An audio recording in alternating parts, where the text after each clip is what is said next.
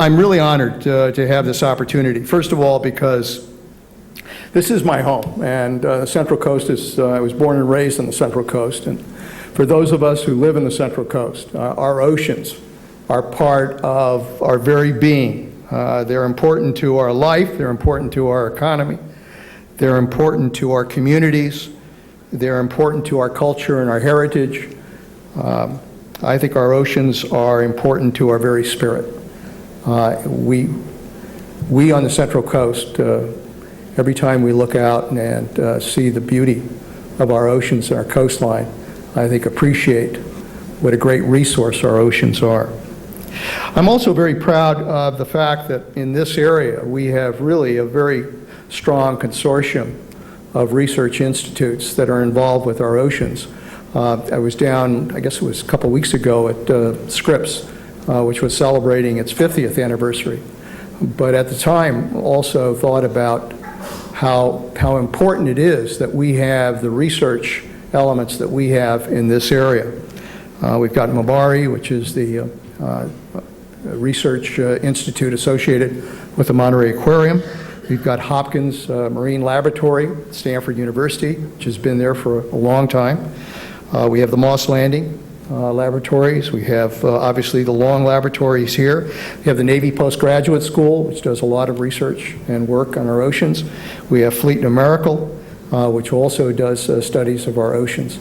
So when you put all of those together, plus others, we really do have a very strong consortium of research institutes that deal with our oceans, and having the Monterey Bay National Marine Sanctuary as kind of a focal point for all of them, I think has just really developed a remarkable area of, of research. I think we will, and I say that to Charlie Kennel, who's the head of Scripps, and I say it to others, that this will be, I think, in the future, this will be the center of ocean research, because we have such a tremendous resource to look at out here in the sanctuary.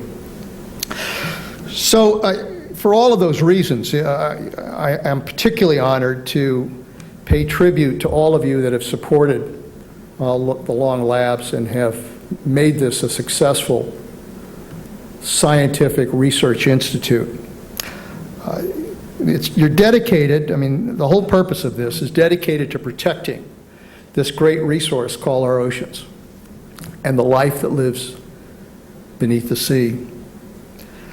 You've exercised a leadership role in oceanographic issues, and I think the goal of an institute like this is to gain knowledge, to gain information, to learn, and to educate, and ultimately, as a result of that, to produce the policy changes that are so important to ensuring that that resource is there for future generations.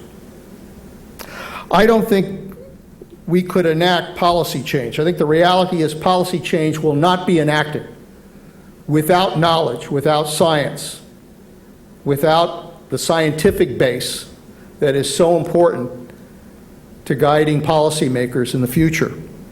And so for that reason, I think the Long Laboratories really fulfill a very important mission, and I'm thankful for the research you do. I'm thankful for the research that all scientific efforts do. They helped us in dealing with the work we had to do with the Pew Oceans Commission. Let me describe a little bit of what we did with the Pew Oceans Commission. It was established for the purpose of taking a look at what is the current situation involved with our oceans. We had over 30 years ago the Stratton Commission, which looked at our oceans, but really looked more at the threats that were coming at us from abroad, as opposed to looking at life beneath the sea and the impact on habitats and the impact on life.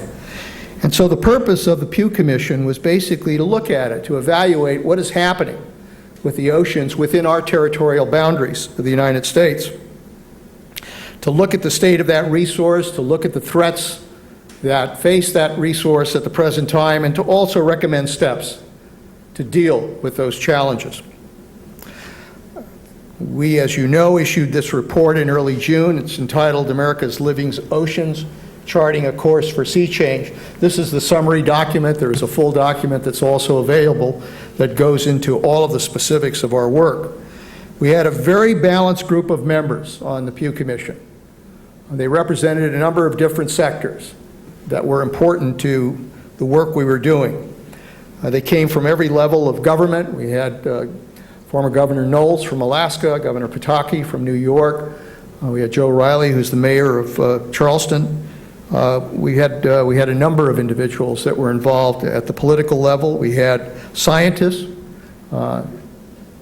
Charlie Cannell from Scripps. We had Jane Lipchenko.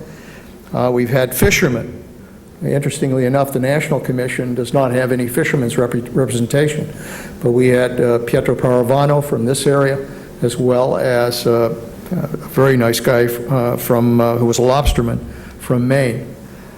We, in addition to that, had people representing conservation. Julie was on, as well as a number of other conservation groups. We had people from business sector, and we had economists. So we really had a very good cross-section, and I think we developed a very good kind of teamwork approach to dealing with these issues. We came from it from very different directions. I think all of us tried to basically reserve our judgments until we were able to get the evidence. We did 15 regional meetings with literally hundreds of witnesses who testified. We had testimony from science, we had testimony from conservationists, we had testimony from fishermen and their families.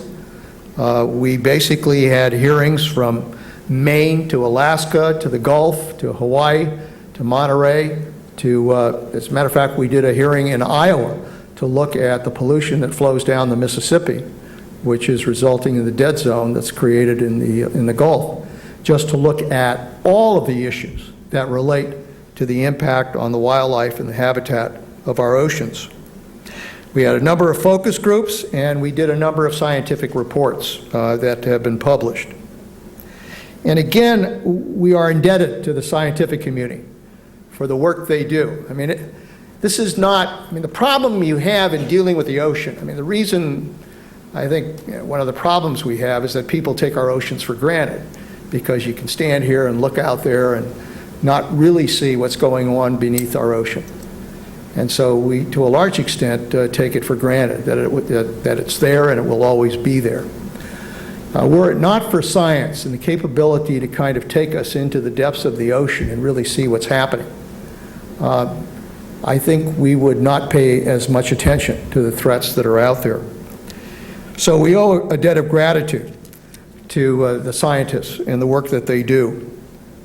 And because of the work that they did, it really contributed to some of the crises, the presentation of the crises that are facing our oceans right now. Let me summarize some of the findings that we included in our report that I think point out the crisis that faces our oceans right now. As you know, there was a report. Actually, it came out just a little bit before we concluded our report, but it was clearly confirmed by everybody who had testified before our commission, that we are seeing right now the oceans being depleted of 90% of the large fish in the oceans. 90%. That means we have lost 90% of the tuna and the swordfish and the marlin. Again, when that's wiped out, it represents an impact on the entire food chain that's in our oceans. We've also saw that populations of cod and haddock, flounder, we're seeing rockfish being reduced to historic levels and almost being to the point where they're becoming commercially extinct. We're losing the wildlife in our oceans. Some have said that what we're witnessing is kind of the last buffalo hunt going on in our oceans, and there's a lot of truth to that. In addition, and incidentally, only 22% of our fish stocks are managed sustainably right now. That's the indication that only a very small percentage of the fish that are out there are managed in a way that replenishes their stock for future generations. Pollution is also an increasing problem that we're seeing off of our coastlines. Nitrogen is increasing. The flow of nitrogen, which creates eutrophication, and it basically creates the kind of situation that destroys the life beneath the sea and destroys habitats, has increased about 5-fold. We expect, scientists indicate, that it could increase another 30% over these next few years, which would have a horrendous impact in terms of wildlife. It is impacting and degrading our estuaries and our bays. 2/3 of our estuaries and our bays have been impacted by pollution. In addition, as many of you know, it produces dead zones that appear off of our coastlines. The dead zone in the Gulf is the size of Massachusetts, and it appears every year. And by dead zone, we literally have an area that has no life in it. There is no life that exists. And a large part of that is due to the pollution that flows down the Mississippi River. But we're seeing dead zones as well along the West Coast, as well as areas on the East Coast. More than 13,000 of our beaches are closed each year because of pollution advisories or pollution problems that exist on those beaches. This was a fascinating fact that drives home how much pollution problems we face along our coastline. The equivalent of the Exxon oil spill runs off of our streets and highways every 8 months. It's not just a tanker or a pipeline that blows up. This is stuff that just runs off of our streets into our coastal waters, and that happens every 8 months. In addition, we are seeing problems from coastal development. We know it here on the West Coast, but it's true throughout the United States. Right now, what we have is a situation where over 50% of our population lives on 17% of the land near our coastlines.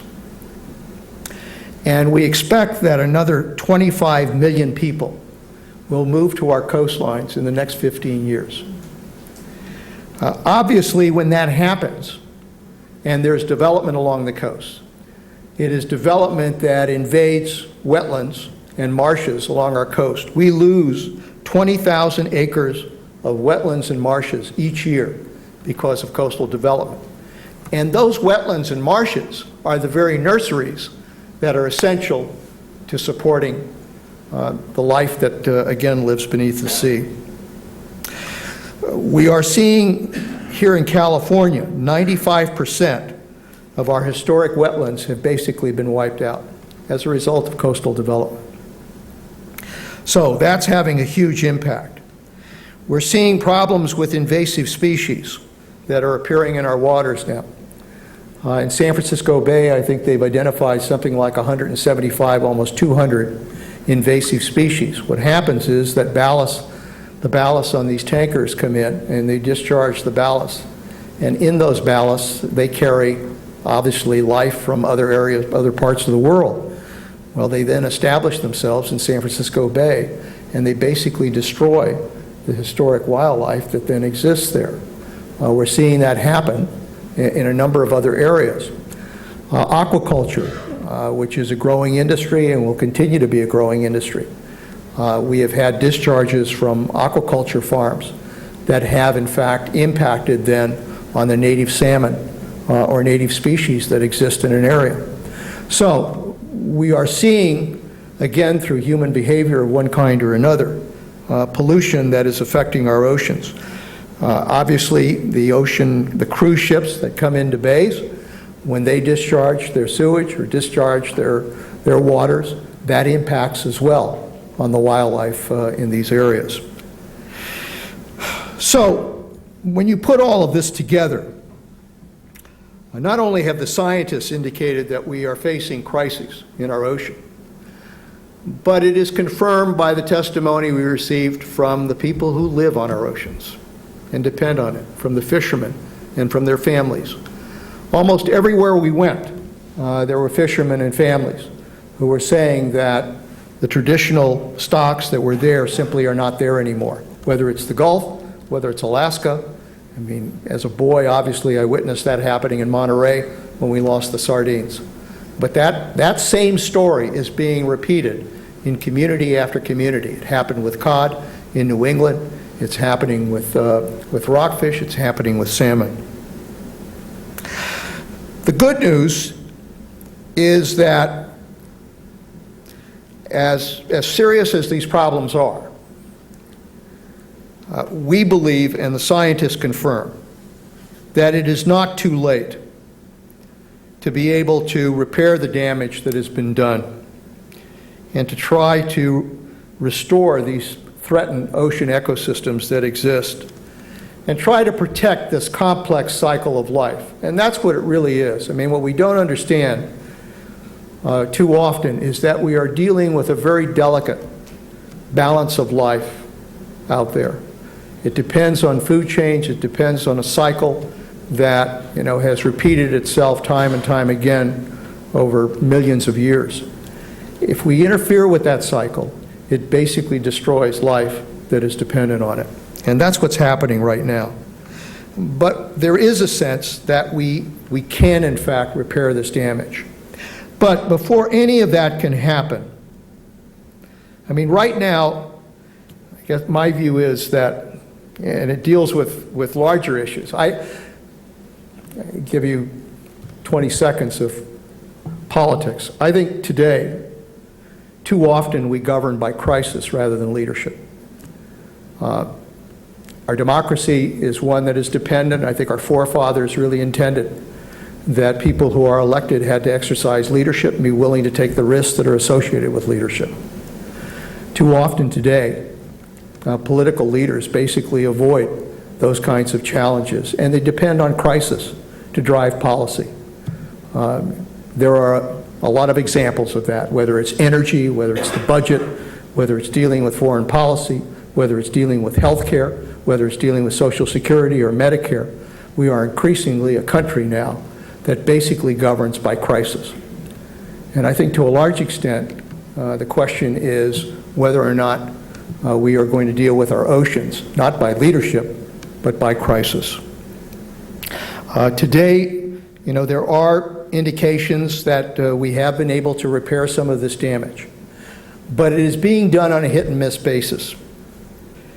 And we cannot just do this by responding to crisis. I mean, right now, if the cod is seen as disappearing off New England, we go in and we try to deal with the cod problem. If the rockfish are disappearing here, we try to go in and deal with that. We deal with it through crisis. And we don't take enough steps to really try to develop the kind of long-term sustainable approach that I think we need with regards to our oceans. Now, to do all of this will require a national commitment. We have made a number of recommendations. There are a number of recommendations here. The National Commission will make recommendations as well. Incidentally, we have worked very closely with the National Commission and with Admiral Watkins, who's the chairman of that National Commission, to ensure that both of us, hopefully, come out in the same place with regards to our recommendations. The worst thing that could happen is to have the Pew Commission come out with one set of recommendations and the National Commission come out with another set of recommendations. That's the best way for nothing to happen in Washington. But hopefully we will come out together. But what it requires is leadership, not only by those in political office, but very frankly by all of us. The biggest challenge we face today is how do we take the laws and the attitudes of the past and relate them to the realities of the present. Our ocean laws and policies date back to an era when, very frankly, our concern was how do we protect against other nations coming in and taking our resources. It was defensive in the sense that we were worried about the Russians, we were worried about the Japanese. That's what produced really the Stratton Commission report. So we extended, our 200-mile limit. We took steps to develop agencies that would ensure that we protected ourselves from others taking that resource. But the problem today is that those laws did not deal with what is sustainable management. How do we protect the resource for the future? And the problem we have today is not from abroad, it's from ourselves and the damage that we are doing to our oceans. So, to a large extent, we need to update our laws to deal with the challenges that are there. And the most important thing we have to do is to understand that right now the governance of those laws is chaotic. In Washington, if you look at the laws involved with the oceans, they are disjointed, there is very little coordination, there is often conflicting guidance that is provided, and the result is chaos. In Congress, there are 60 committees that deal with the oceans in some way. One committee is bad enough. 60 committees are involved with the oceans. There's 140 laws. There are 30 to 40 agencies.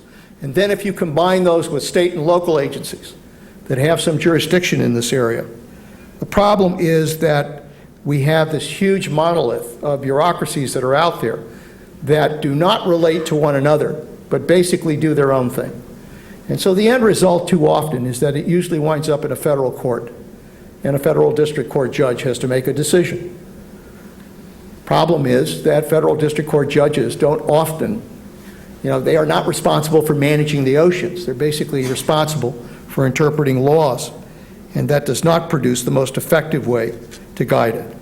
So the primary recommendation of the Commission, and I'll touch on some of the others, but the primary recommendation is that we have to reform ocean management, and that the way to do that is that the President and the Congress have to support and pass a National Ocean Policy Act that commits this nation to protecting our oceans as a national trust.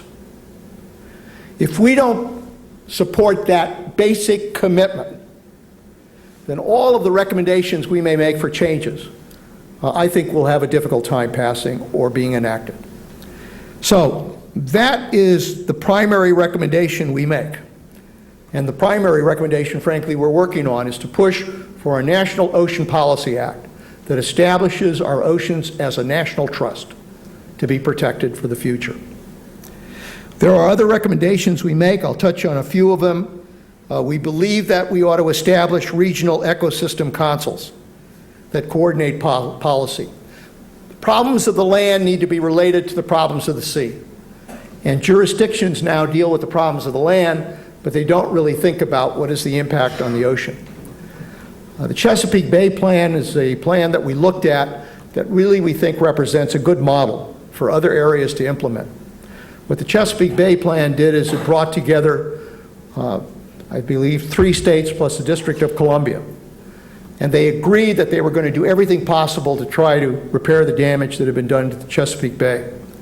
And so in that group, they dealt with streams upstream. They dealt with all of the watersheds that flow into the Chesapeake. They established targets for replenishing the stocks in the Chesapeake. And they worked together, federal, state, and local agencies, to basically develop a common plan for the protection of Chesapeake Bay. Our view on the Commission is that model needs to be implemented not just in the Chesapeake Bay, but everywhere. We need to develop ecosystem approaches that relate both the land and the sea together. We also recommended that there be a council established in Washington to bring the agencies and departments together so they in the very least are in the same room when they're talking about ocean policy. We recommend an independent ocean agency by taking NOAA and basically breaking it out as a separate agency similar to the Environmental Protection Agency so that you could again coordinate ocean policy in one agency. We recommend that we move away from single species management of our fisheries to managing them on a sustainable basis. Every fish stock ought to be managed so that we sustain that stock for the future. We also need to separate out the scientific decisions about how many fish ought to be caught from those that then determine who catches those fish. Today, unfortunately, science and the allocation process are in the same place. And you need to isolate science from that process if it's going to work effectively. We need to identify and protect coastal habitats. We need to strengthen the Clean Water Act to deal with non-point source pollution. We need a national aquaculture policy to ensure that we protect against the damage that's being done. And we need to insist that we support, through funding, science of our oceans. This is really a scandal in the sense that the oceans, which represent 71% of our planet, in the United States, they only get 3.5% of all research money that goes to science. 3.5%. What we're asking is that we, in the very least, double that number to 7%, which is where it was, so that we can begin to support the kind of science we're going to need if we're going to properly monitor what's going on. In the 60s, we made a commitment to space exploration. In the 80s, we devoted $4.5 billion to modernizing our weather service, and we are saving lives as a result of that. We need to make the same kind of commitment with regards to research in our oceans. But let me again say that all of that cannot be done unless we first and foremost establish a national commitment to protecting our oceans. 100 years ago, Teddy Roosevelt made the commitment that we would protect our land for the future. And as a result of that, we have the Grand Canyon, we have Yellowstone, and we have some of the great parks in which we've protected that land for future generations. 100 years later, we need to make the same commitment to our oceans, that we in effect are going to protect those oceans for future generations as well. It will not be easy. This is a time when obviously this nation is confronting a number of crises, from Iraq to the Middle East to North Korea to the problems in our economy to deficits to silly recall elections. But the reality is that what we have to do is convince people that oceans are vital to our life, wherever you live, whether you're in Indiana or the Midwest or whether you're on the coast. It's important to our health. It's important to our climate. It's important to our nutrition. It's important to our economy. It's important to our recreational life. It's important to our very spirit. We need to have people understand that dealing with our oceans is in effect dealing with life itself and its extension. So those are the challenges. Obviously, first and foremost, we need to make a fundamental commitment that if we want to, in effect, do what I think this country is all about, which is passing a better life on to our children, we need to make a commitment now that this great resource called our oceans is going to be protected so we can pass it on to future generations. Thank you.